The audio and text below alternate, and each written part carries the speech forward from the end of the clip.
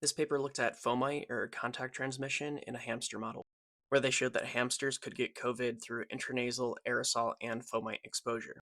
In this hamster model, they found that fomite exposure leads to milder disease, in addition to delayed shedding patterns, where they note that airborne transmission is more efficient than fomite transmission, but fomite transmission is still effective.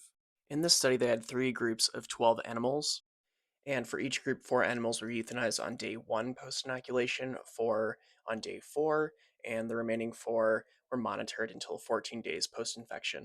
In their work, they found that aerosol exposure directly deposits virus in the upper and lower respiratory tract, with viral replication in the nasal cavity epithelium, the trachea, and the bronchial epithelia. While on the other hand, the fomite exposure group had delayed replication kinetics and ultimately led to less severe lung pathology. So, how did they do contact exposure in this? Well, what they did is they diluted COVID into the polypropylene dish, the water dish in the cage, where the hamster then naturally interacted with the dish within 5 minutes of placing it into the cage, and that's how they were exposed. Therefore, the milder course of the disease should be taken with a grain of salt because these hamsters likely did not get equal exposure doses to that which would be aerosolized. And what I mean by that is that the hamster hand to water dish to mouth contact is not going to be equivalent dosing between the different hamsters in this experiment. So it's very likely that they probably got a lower dose than what is even recorded here for the initial starter dose.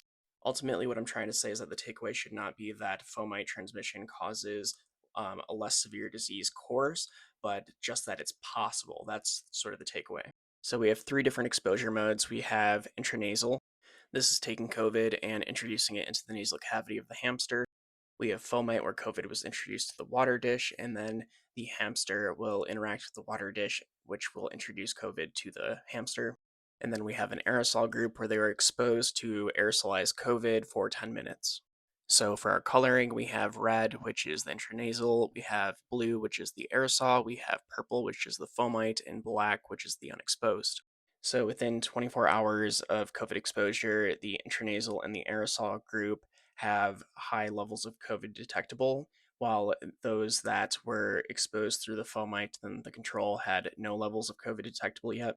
Where by day one, there was nothing detected in the upper lower GI, but there was detected for the trachea and the lung for the intranasal and the aerosol, where the aerosol seemed to have further penetration. It was much easier to get infected with the aerosolized version of COVID than the intranasal exposure.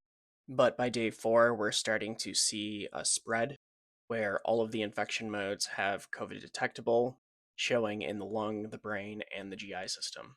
So this implies that fomite exposure has a delayed responsiveness in our bodies. It takes longer to build up a signal. That's what we mean by replication kinetics, that it takes longer to replicate, which means that you're going to have less time at a lung pathology response compared to both the intranasal exposure and the airborne exposure. The researchers then looked at subsequent infection groups, so taking those infected animals and seeing if they could infect sentinel animals, meaning new animals that hadn't been exposed yet. So for fomite contact, they took the infected animals out of the cage, let the cage settle, and then brought sentinel animals in who were interacting with the cage and then did develop COVID symptoms and develop COVID infection. They also looked at airborne exposure, where they had the infected animal on one side of the cage with a grating that only allowed particles of a certain size to go through. And then they had the sentinel animal, the uninfected animal, on the opposing side, where they tested airflow by doing one side having with airflow, so the gases, the aerosolized particles passing through to the other side, and then against airflow, where they didn't have airflow being able to pass easily, so they had negative pressure.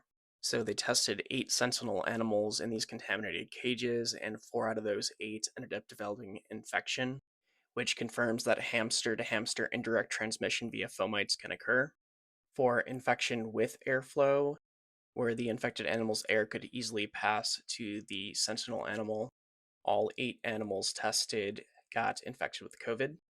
But when there was that negative airflow, where it was against airflow, only 1 out of 4 of these animals got infected with COVID, showing that if you prevent airflow from a contaminated area, you can significantly reduce the amount of people that get infected, or in this case, hamsters that get infected with COVID. where this dark blue right here is the direct airflow, and then this is the reverse airflow in the teal.